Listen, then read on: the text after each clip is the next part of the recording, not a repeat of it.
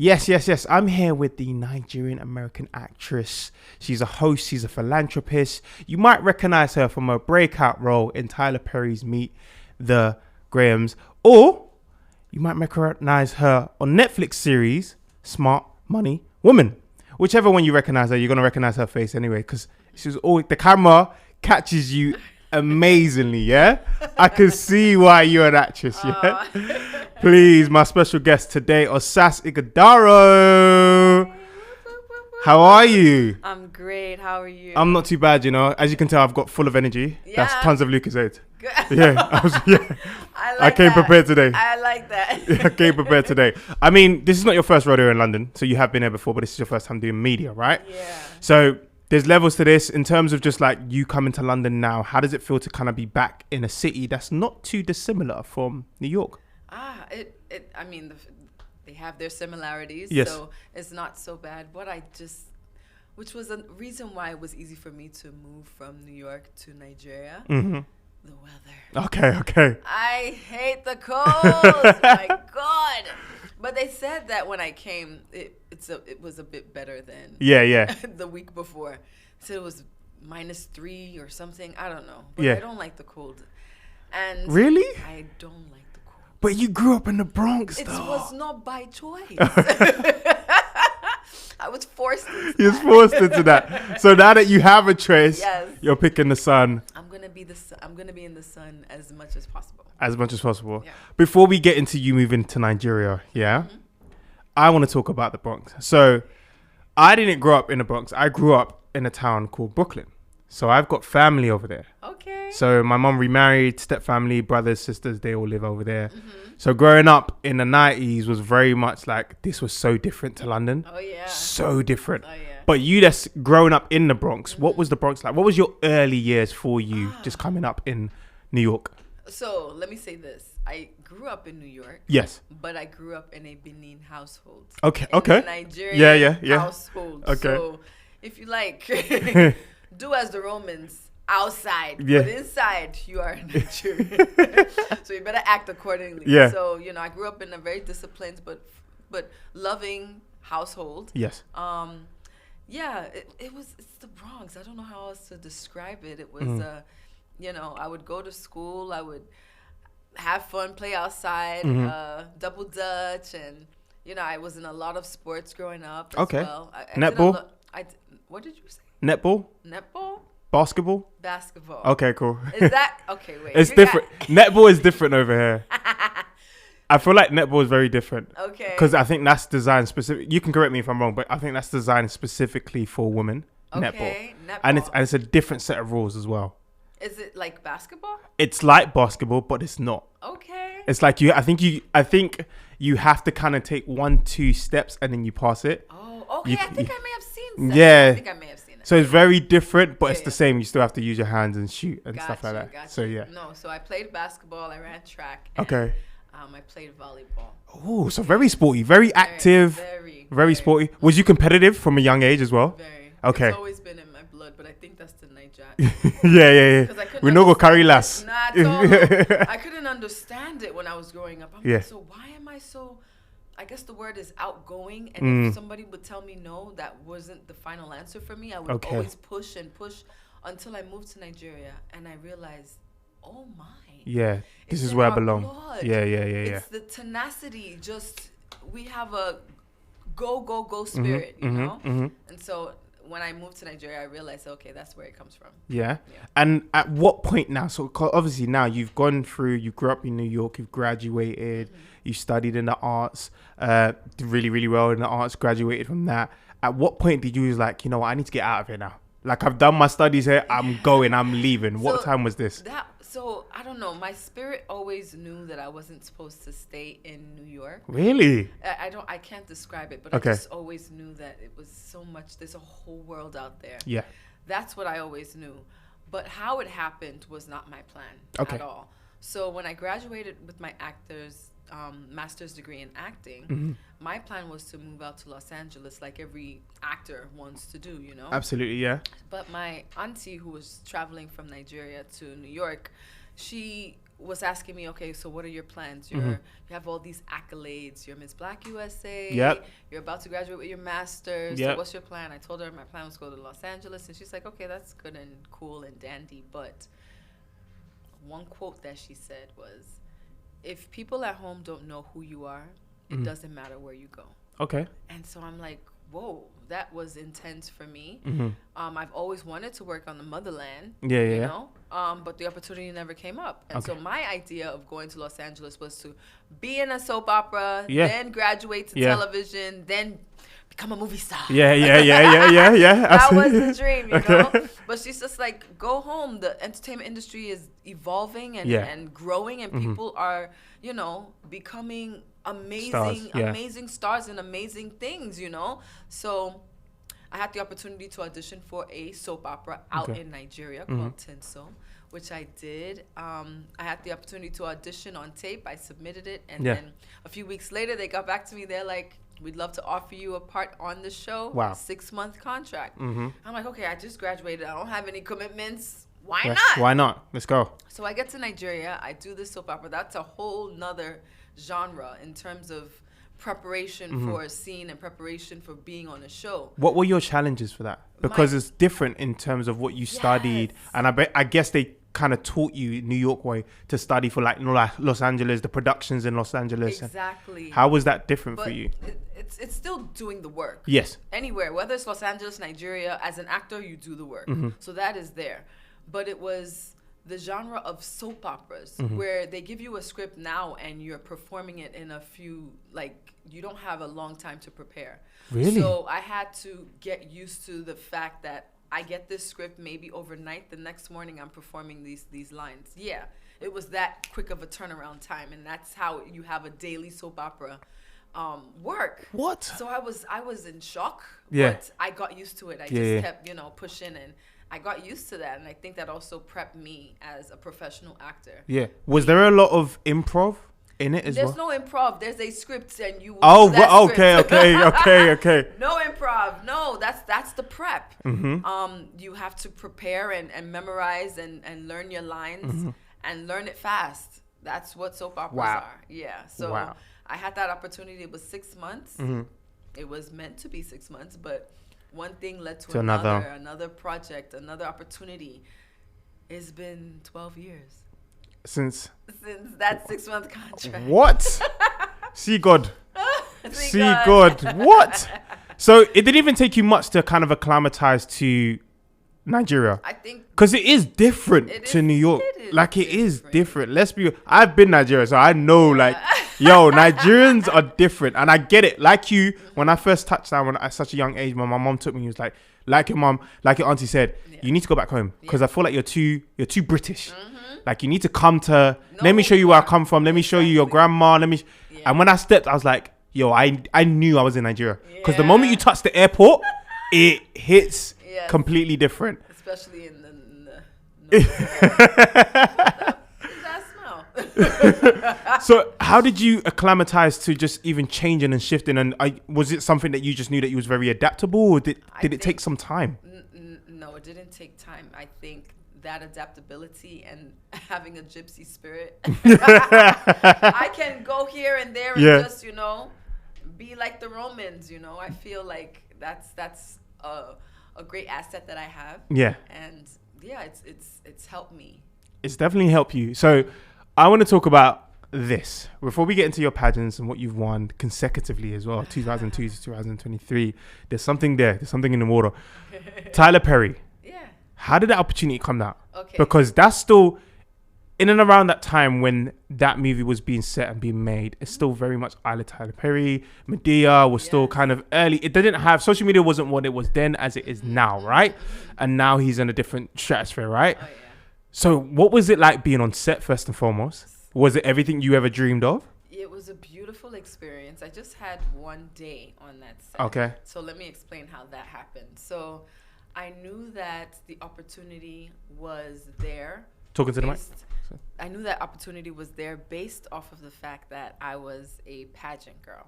Oh. So when I was Miss Black USA, that was one of the prizes. You would go and be a I guess, a background artist on Tyler Perry Meet the Browns. And so I worked my ASS off because at the end of the day, I wouldn't note myself as a pageant girl, as a typical pageant girl. Yeah. But I was an actor that was seeking different opportunities. Okay. So I saw that there was an opportunity as one of the prizes that the future Miss Black USA will also get a role. Like you get a trip to Africa, or you get this amount of money, and you get a role on Tyler Perry Meet the Browns. And I'm like, what? Yeah. And so I worked my ass off to get on to win that title. So, you know, by the grace of God, I was able to come out as the first Nigerian-American to be Miss Black USA, which was a beautiful door-opening opportunity for me. Yeah. And I was able to get on the show. And I was supposed to have, you know, it's just a background actor, but I was upgraded to getting lines. And so that was a beautiful experience being on Tyler Perry Meet the Browns. Wow. So that's an entry point to something of that magnitude, mega production. Now, I want to fast forward to present day. Netflix. Sure. Season 2. We got 1 and 2. Smart Money Woman. Smart Money Woman. Well, actually, there's drama. There's a lot of drama. There's a lot. There's girl power. Of course. There's conversations. There's you're dealing with real issues that people are going through as well in the day to day. Absolutely. How has being on that show kind of changed your life in a sense? Oh wow. Okay, so when I first came across the book, because Smart Money Woman was a book first. So I came across the book and it was a bestseller hit when it came out. And so I was pregnant at the time, so I had time to just relax. Yeah, and read. Yeah. So I read the book and I was intrigued, not even just by the book, but by the cover, the illustration. I'm like, I love this because it's a smart money woman in your way of, you know, financial literacy and financial freedom. And so I read it and I felt so connected to the characters. Yeah. And so I didn't know who the writer was at the time. I didn't know her personally, but I knew that this was amazing what she was doing. She wrote this amazing book that was selling out all over the place, and she was doing a African tour, and everybody was just loving the book and being inspired by it. So I messaged her. I said, I love your book. I sent her a DM. I said, I love your book. This is amazing. Well done. Kudos to you. If ever you decide to make this book into a series or I was pushing myself. See that you got to back yourself. Yeah, you got to back yourself. It came out and it comes out from time to time. Yeah. So even till today. So I said, if ever you decide to make this into a novel or into a series or a movie, please allow me to audition. What you're doing here is amazing. I have not seen anything like this before. Please keep me in mind. She now messaged back. She's just like, this is hilarious. I had you in mind for the illustration of the lead character on the cover of the book. I told the illustrator, I want Zuri to look like Osas. What? And I'm like, wait, I'm sorry, what? What year was this? This was 2015? What? 2016? Yeah. Talk about manifestation. What? Yeah. So she's just like, that's so funny because it was you that was the inspiration for the illustration of the character. I had you in mind for this. I said, this is Osas the actress. Make Zuri look like her. Okay. So if you go and you Google Smart Money Woman and you see the illustration of the book, that's me. What? That is crazy. Yeah. But this goes to show as well. There's a story in there like, shoot your shot.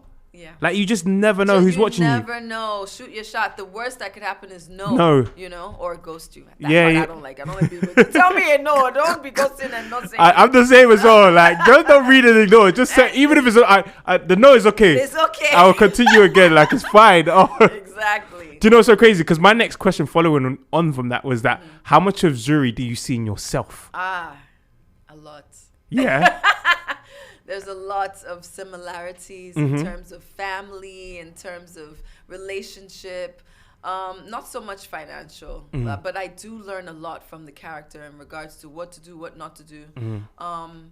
how you can increase your finances and be smart about it, that I can relate to. Yeah. You know? So yeah, I can relate on a lot of levels with this character. And it's truly a blessing to be able to just get messages online and say, people saying, oh, I appreciate and I connected so well with your character. Yeah. It brings, I'm proud.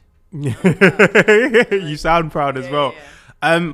We've spoken about Smart Money Woman. We've spoken about Tyler Perry Meet the Browns, and a lot of this is acting at its purest form.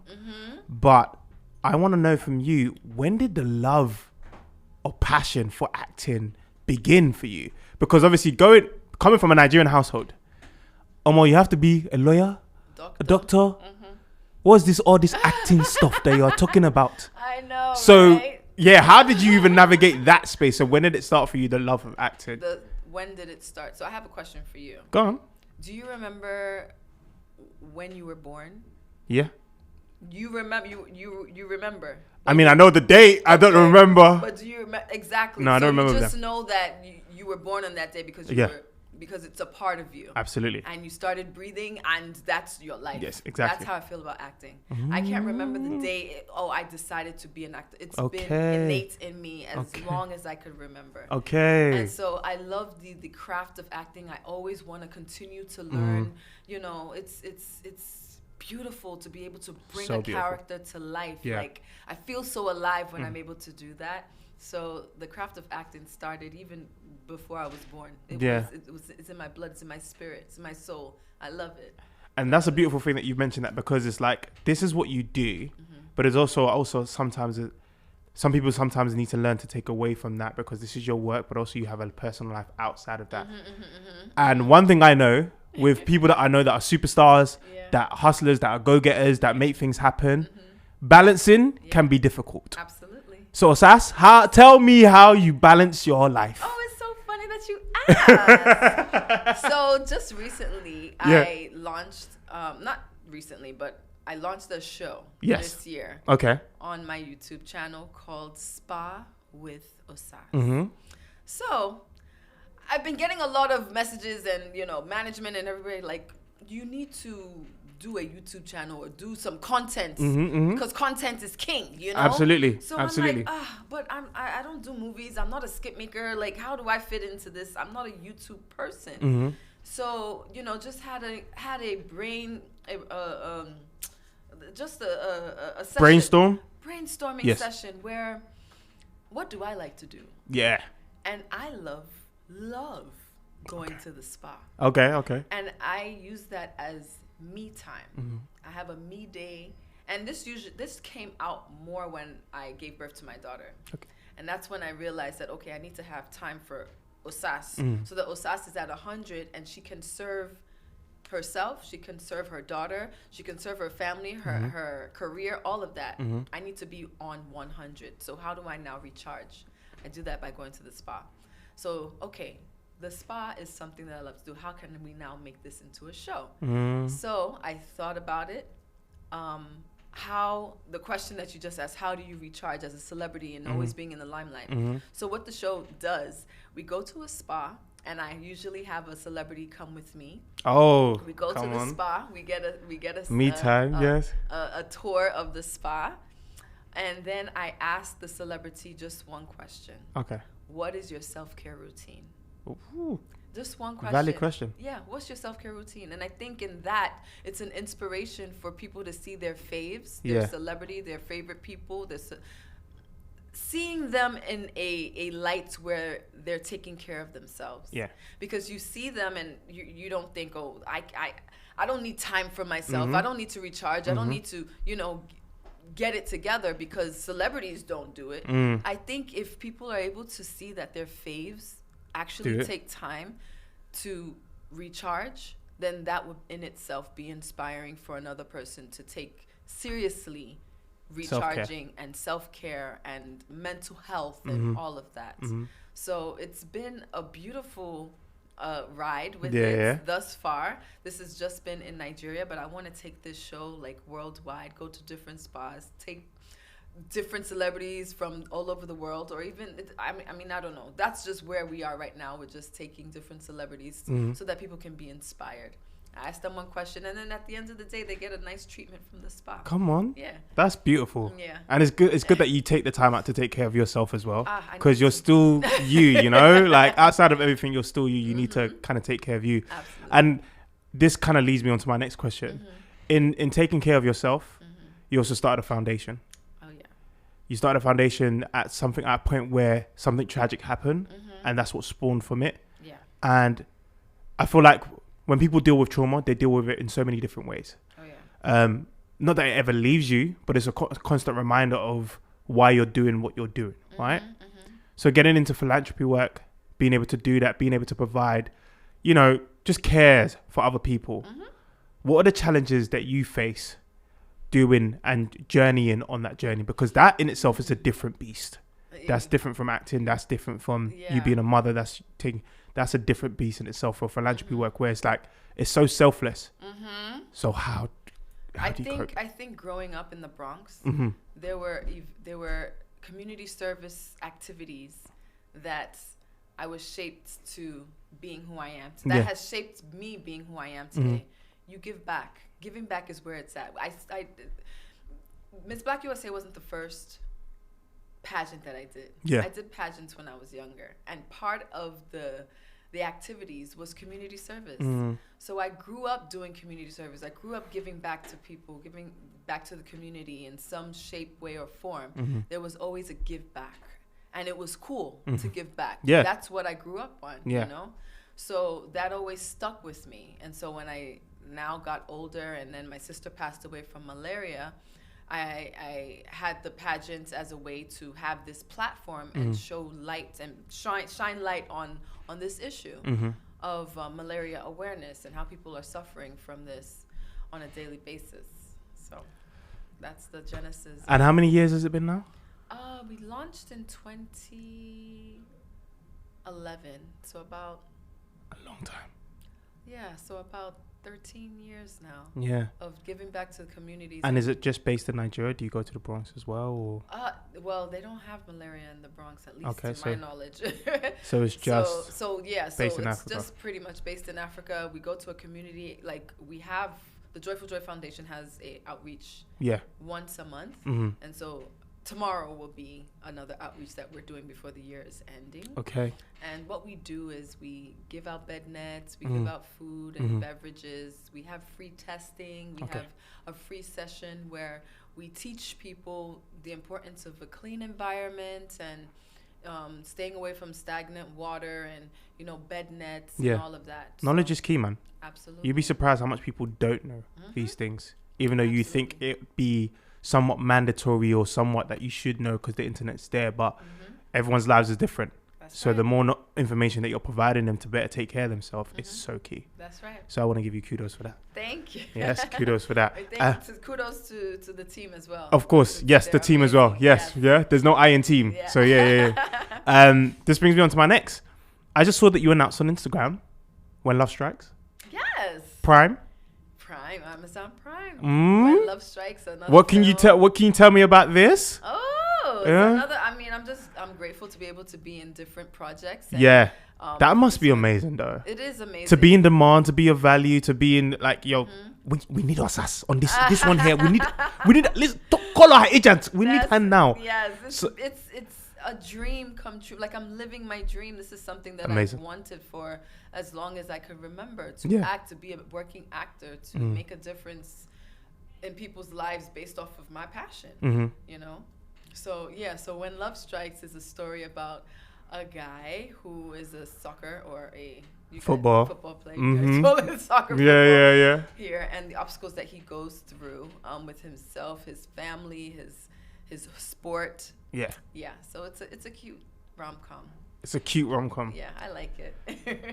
And I do have a game for you. Ooh. I do have a game for you. So I asked a few friends of mine. I asked a few friends of mine who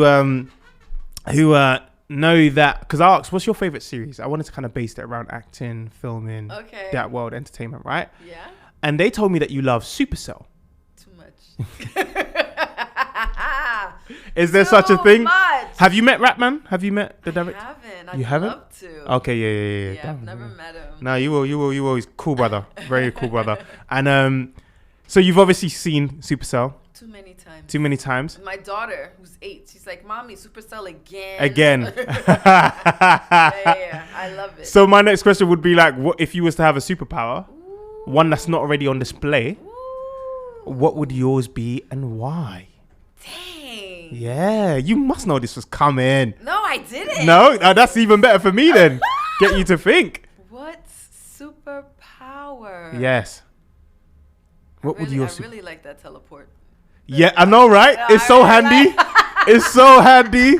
I don't think people understand, but then stopping time as well. Or going back in time. Now that's power. That one is dangerous. That one there, you will never make any mistake again. I'm telling you, but then that's not life. That's not. Yeah. That's not life. Jeez, what's superpower? What would you pick, Osas? What would you pick? Because all the good ones are taken. I know, right? You got to think of something. Oh boy, my goodness, superpower. Okay, you can pick the ones that's taken because I realized a lot of the ones are already taken. Yes, so if you was to pick, there's flying. Yeah, flying, teleportation, invisibility. Invisibility. All the good ones are taken. Speed. All of the good ones are taken. So what would yours be? What would yours be? A hybrid of all of them. Hybrid, yeah. Osas, you're greedy. All of them. Yes, Just all. Give me all the. Give you all of them. Now, before we get into the game, I know that you are into fashion. A little bit. A little bit here and there. Who is a fashion brand for you that has really kind of touched you in a sense? Because fashion shifts culture. And fashion also is very much comes in ebbs and flows. Yeah. 1 minute Prada's hot, then it's not, then it's this, then it's that, it's that. So what's a fashion brand for you that's, just, I just, every time you see this brand, I just love this brand, they just get me. They're a bit of you. I'm first off, I'm not gonna shoot my foot. Yeah. Shoot myself in the foot with that. But I would say that, just coming from having the opportunity to attend Fashion Week in Milan, as well as Paris, as well as Lagos. Yeah. In the span of a few weeks, I love that people are able to just showcase their style in all realms, all over the world. So I was in Paris, but I was rocking Nigerian fashion. Come on.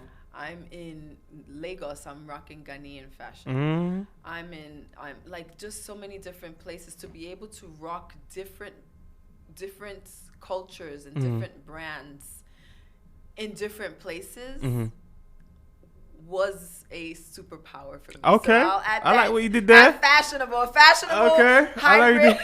I like what you did there. I like what you did there. Yeah, so I can't say one particular brand. Yeah. It's like different brands, different ethnicities and backgrounds serve the purpose of why I love fashion. Yeah. And as an actor, it's another form of me putting on another role.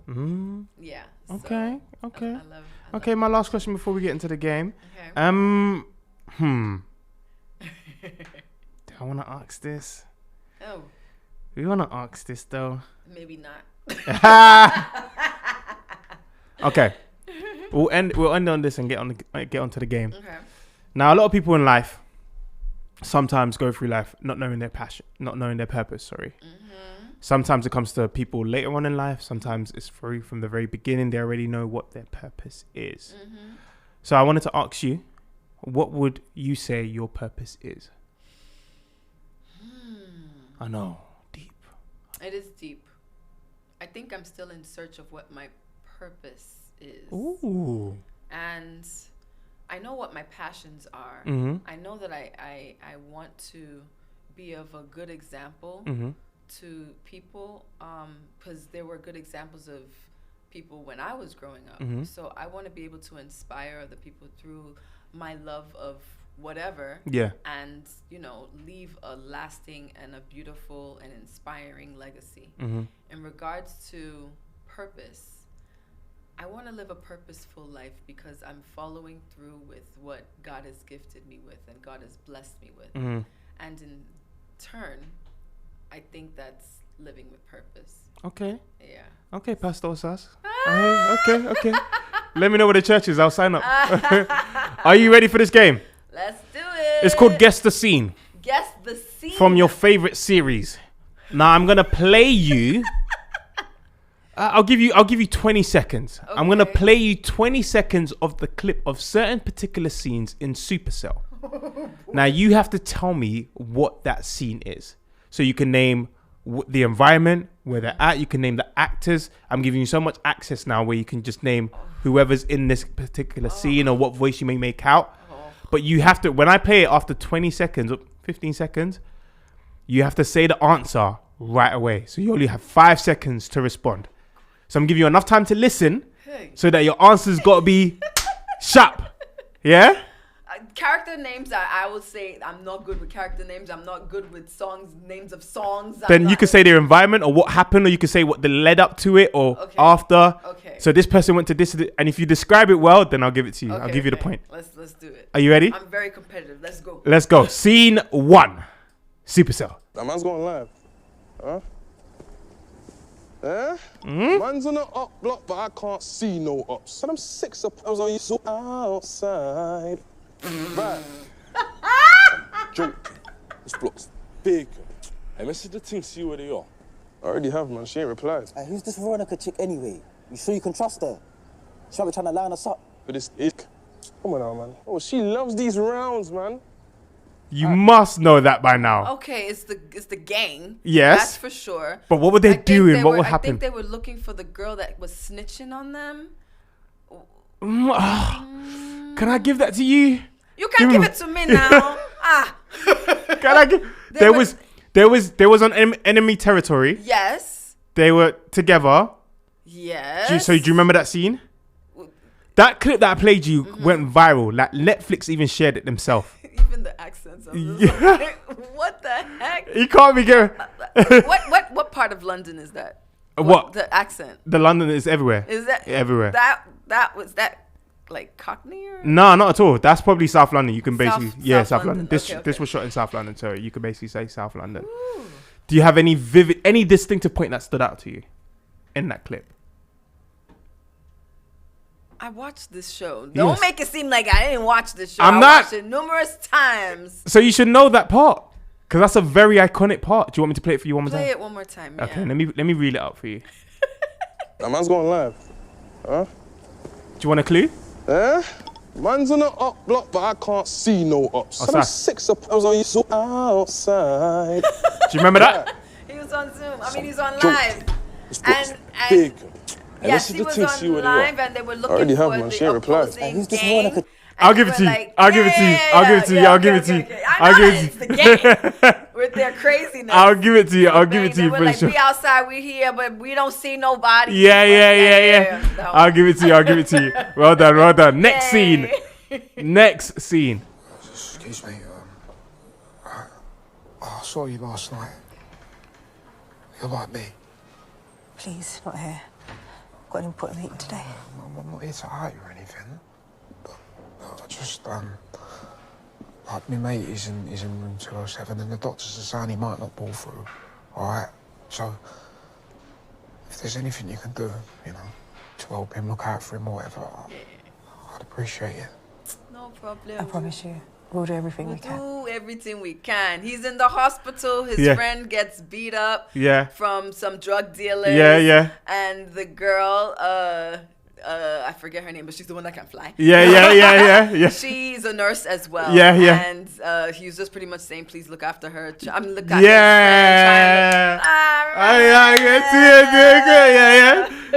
You got 2 more scenes, 2 more scenes. Okay. 3rd scene now. Okay.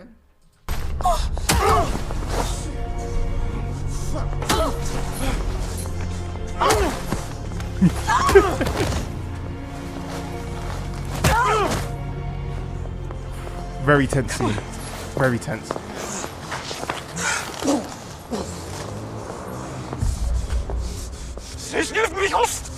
Who's the pimp now? You're the one that's bleeding, you dirty little...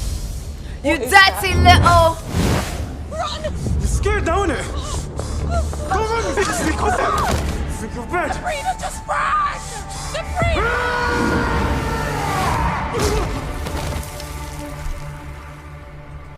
Yeah. What happened? Yeah. Okay, so the two sisters. Yes. We went to the club, and then one of them was outside doing what she's not supposed to do with a guy. Yeah. And come to find out, the guy is also a mutant. Yeah. And so he was pretty much about to, take advantage of her. But the sisterhood came into effect. And he was unalived.